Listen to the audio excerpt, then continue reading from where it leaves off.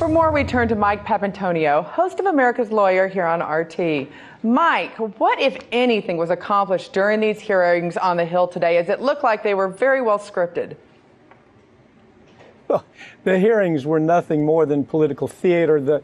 The hearing on election interference was almost laughable. I mean, the very notion that we have a U.S. media spending a gazillion dollars in political ads, and the suggestion that China or Russia or some other country with $150,000 or $200,000 can move an election, that on its very face either makes the American media look like a bunch of boneheads, or it's just an absurd kind of argument. The idea that a few online trolls or even some Facebook ads could sway elections is just dishonest, and they know that going into it. Here's the thing: the spread of fake news, the use of bots to shut down discussions, political propaganda, these are all important issues, but they certainly didn't warrant a hearing on Capitol Hill. Let me tell you what does warrant a hearing. Right now, we learn that on social media that we have issues like human trafficking taking place.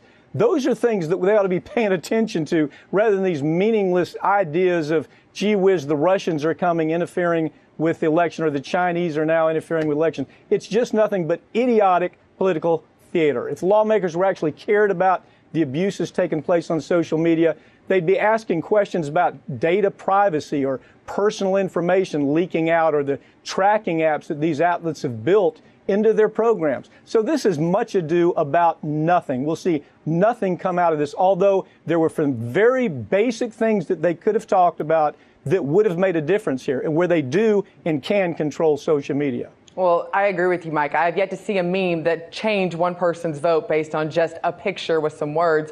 But that's why I think the second hearing today involves censorship, and that is something that does need to be talked about. Are Facebook and Twitter censoring users based on their political leanings? There's no question that they are. And here, think about this. We have forgotten that just like the airways are owned by the people, taxpayers are involved in the process of keeping airways out there because of the infrastructure that we built. Well, taxpayers also built the infrastructure for fiber optics that deliver all of this. These companies, they take advantage of what taxpayers pay for. Now, we have a pretty good argument to say we as taxpayers don't want you being our censors. As a matter of fact, when you censor, there's sometimes that you censor and you affect what we call there's something called the Commerce Clause in the United States, and it says, it's part of the Constitution, it says when an entity interferes with the free flow of commerce, then that becomes a process that's illegal. Here you have, let's take Alex Jones. As crazy as the guy is, he nevertheless has a piece of property that has value. He has his program. The program attracts advertisers. When these people shut him down, they interfere with what we call the free flow of commerce. There are many ways to go after Google, go after Amazon, go after all of these social media platforms.